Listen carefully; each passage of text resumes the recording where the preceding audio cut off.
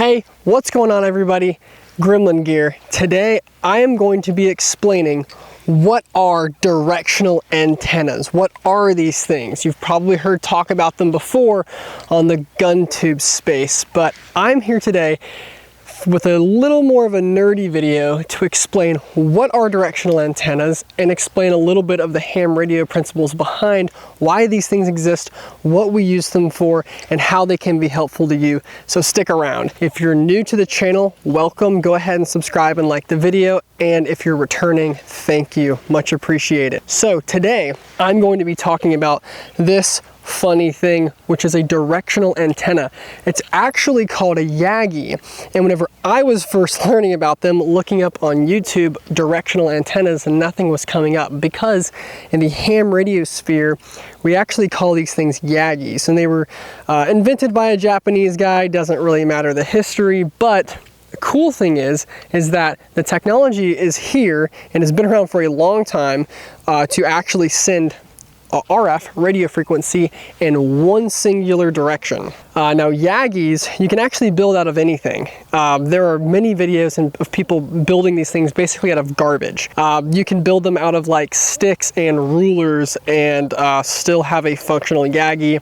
There's a lot more ham radio guys who know a lot more about it. I've never built one. The one that I'm going to be showing today is an Arrow 2 Yagi. Now, the Yagi is built of about 4 main parts. Number one, the boom, which is this rod that the directors and all the other elements are attached to. It's what makes this thing long. These elements in the front are actually called directors. And the reason they're directors is because they are directing the RF energy in the direction that we want it to go. Back here, this is our driven element, which is what our coax is going to attach to, which the radio connects with. And then this back here is called our reflector, and it does exactly that. Now, in the ham radio community, there are a few reasons, mainly 2, that we use Yagi antennas or directional antennas. The first of all being what you might be thinking about, trying to shoot RF in one singular direction. The reasons that we would want to do that go along with some very basic RF emissions principle. First of all, with a Yagi, you can usually get away with emitting a lot less RF energy, which means it's more efficient for your transmitter. If you're running off an external battery supply, the battery is going to last you longer. And along with a lot less power that we are using, you can also direct it to go in the most efficient direction. Let's say if you're going to a repeater, I want to have this thing aimed right at the repeater so I can get away with using maybe 1 to 5 watts and making contact with that repeater or that station. Now for HF radio and for using like a horizontally polarized single sideband, we have much bigger Yagi antennas that you'll usually see way up on top of towers and masts, and they're aimed to do skywave propagation. Now we're not going to be doing anything like that today.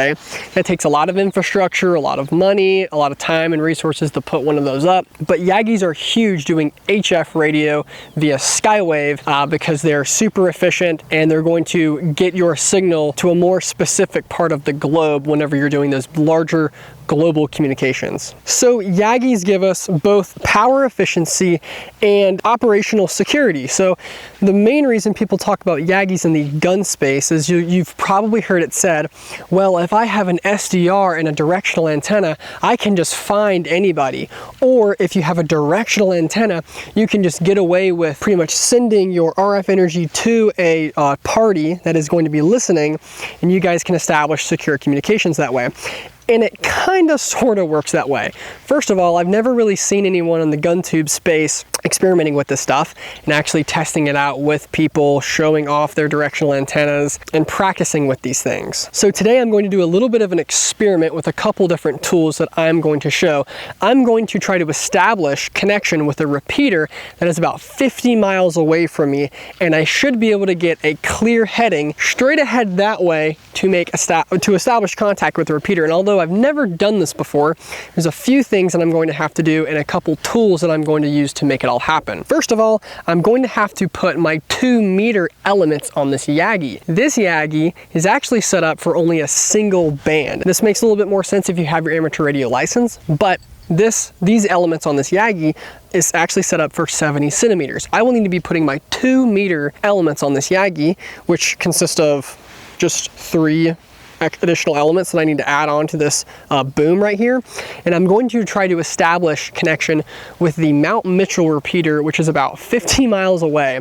I'm going to try it out with my signal stick antenna, which is an omnidirectional antenna, see if I can get in that way.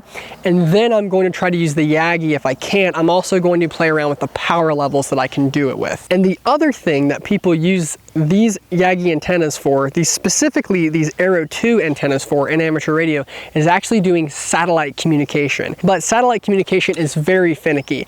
I've actually thought about it a lot as it being kind of like a contingency communication plan in your PACE communication plan. Satellite communication usually takes kind of sort of special radios that can do duplex, and you usually need special antennas like Yagis with duplexers in order to communicate with them. So if you haven't, look up videos of people doing satellite communication. Probably can explain it far better than I can, and it's really cool, really entertaining stuff. Pretty much bouncing RF energy off of satellites. It's coming back down to Earth, and communication's only open for a couple of minutes, but it's kind of a cool way. It's also pretty secure if you're using a Yagi and just kind of shattering the RF over the Earth. It's actually kind of similar to doing like a near vertical incident skywave, but you're reflecting it not off of the atmosphere, you're reflecting it off of a satellite. So anyways, let me get right into showing you guys what we're going to be doing today. So first of all, I brought out my handy radio backpack out here today with a couple of tools that I'm going to need to make this happen. First of all, I'm going to be attaching the 2-meter elements to the Yagi, so I'll show you when that's done.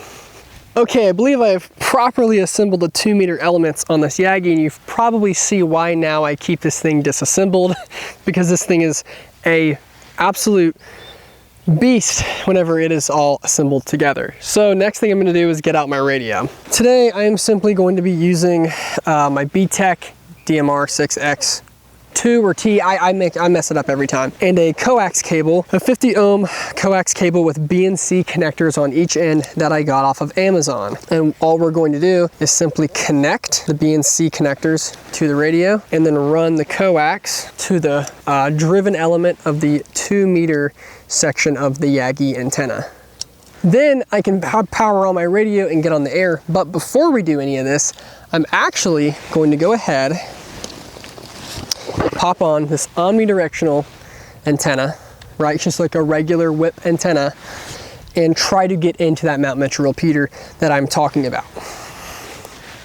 Now, going through the scientific, experimental process today, now I actually have 2 control groups that I'm going to try to do today. First is the repeater that is this way, that is local. I know I'll be able to get into that one. I'm going to test it with the omnidirectional antenna and the Yagi, and then we're going to test the Yagi's directional ability and its ability while facing away from that local repeater to not make contact with it, because the whole idea of this Yagi is, well, if I'm facing the other way, I don't want that RF spilling out and other people able to listen to it. So I'm going to go ahead and make contact with this local repeater, KO4 VOX. Got in, easy. Gonna make sure no one reaches back out to me before I go on another repeater.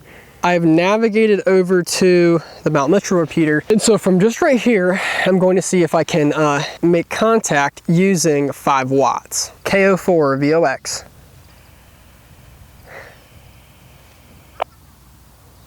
So, I got in the repeater. I guess this one must not have a tone on it. I might want to hunt around for other repeaters. You know, that's kind of a pro about being up here in the high country. But I'm also still going to test facing away from that local repeater. I want to try that out. Let's go to maybe a different repeater. That is just one of the pros about being in the high country, folks. So you can get out super far on very low power. Also just by being in a high elevated position with a good antenna. All right, to speed up this process a little bit, I think I'm going to do two things. I'm going to try to make a contact on the mount metro repeater anyways, even with this antenna. Make sure they can actually hear me and get a signal report. I'm then going to switch over to the Arrow 2 Yagi and still try to get a signal report and see if it's any better. And I can still demonstrate the principles of this antenna by simply facing it away a couple different areas and seeing if that changes anything. So let's go ahead with this. CQ, KO4, VOX. Kilo Oscar 4 Victor Oscar X-ray CQ. Can anyone give me a signal report?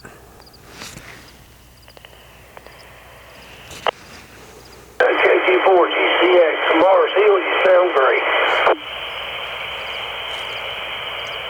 Roger that. I am about to run an experiment with an Arrow 2 Yagi. I'm getting into the repeater from Moses Cone Memorial Park in Boone, and I haven't even put the Yagi on my radio yet, but I'm just getting it with 5 watts from an HT, so I was just wanting to hear how I sounded and see if I needed to switch over. Thank you.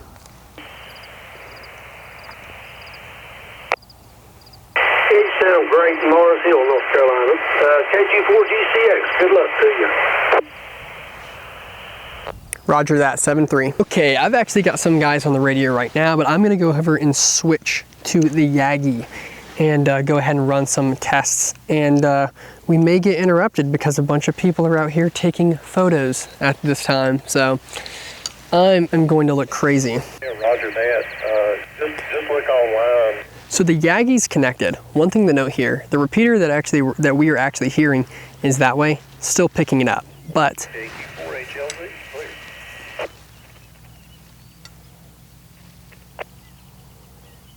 we're still picking up the signal, although it's weak.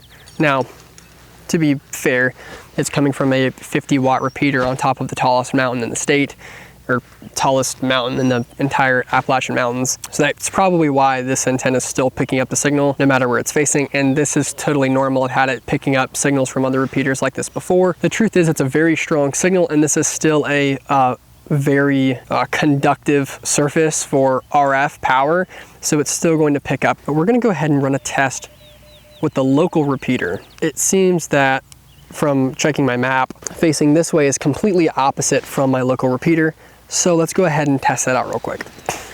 KO4 VOX. So we're actually still radiating power behind us.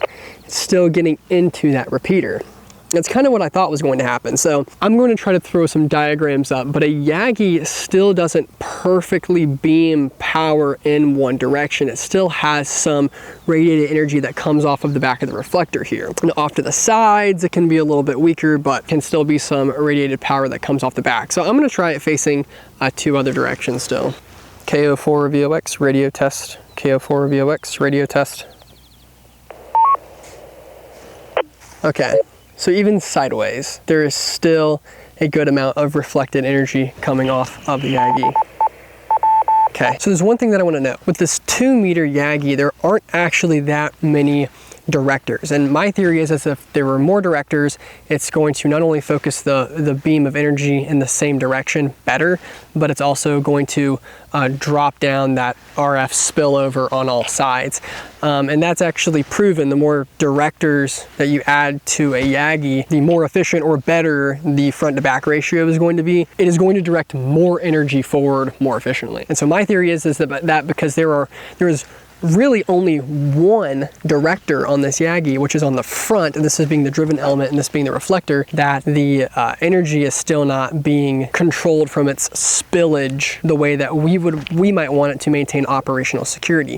What's up, guys? I'm going to be adjusting the test that I'm doing just a little bit. I realized something. With my theory, if there are more directors, it should have a more linear path and a better front to back ratio, less RF spill off on the side of the antenna. So the only 70 centimeter repeater around that I can test with is on the same tower, but it is a DMR repeater. So that being said, I have a line of sight to the repeater. It is just behind you over the hill here. I'm going to try to face it away on 5 watts and see if it still picks up. And then I'm going to drop it down to 1 watt on my HT and see if I can still get into the repeater while facing it completely away to see if this directional antenna actually controls and reduces the amount of RF emissions. All right, here's my control test. This is KO4 VOX. I'm doing a quick antenna test a few antenna tests with a 70 centimeter Yagi. This is the only 440 repeater around. Okay, so I'm getting in.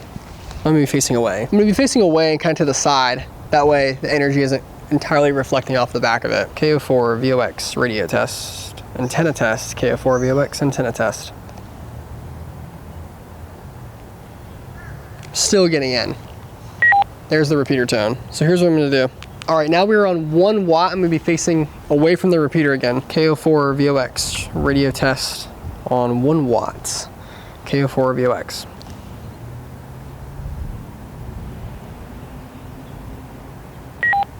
Still getting in. So, like straight to the camera is where the repeater is. That's you right there. So facing this way, pretty much. I'm gonna try the side. KO4 VOX antenna test. Still getting in. So this is just kind of reinforcing what we already learned with the 2-meter Yagi. It's that these things don't make you invisible. They don't make it so your power only goes in the direction that you're facing. It still comes off. There might be some Yagis out there that do this better than this Arrow 2, but this is a lot of directors, and I know that this is supposed to be one of like the top of the line Yagis. I'm sure there are better ones, but it's just what I have to work with, and I just wanted to demonstrate that to you guys. So I think probably one of the best use cases for actually dampening the RF pollution from a Yagi and trying to get it to go in one direction is actually shooting this thing out of the side of a building, like a window. And maybe if it has concrete walls and stuff like that, or you're inside of a parking deck, you're probably going to severely lower the chance of someone hearing your transmission, especially if you're operating on 1 watt or less. That is going to be ideal. But just understand that these antennas are not just like laser beams. They're not going to make you invisible, and they're more about channeling and focusing power. So this is actually really funny because our experiment kind of failed. I didn't really prove that the Yagi is like a super secretive weapon that you can beam your radio transmissions in one direction and make them top secret.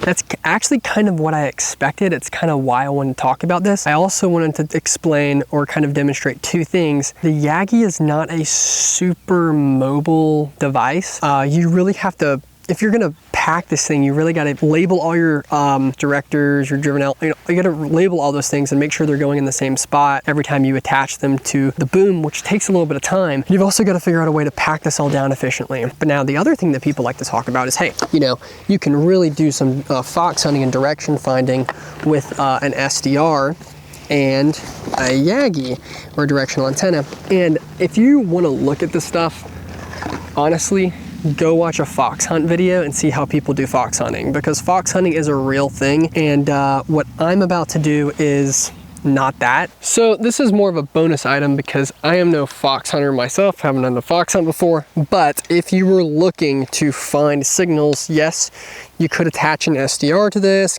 tablet setup, all that going, but I think a little bit of an easier option is to get a scanner going.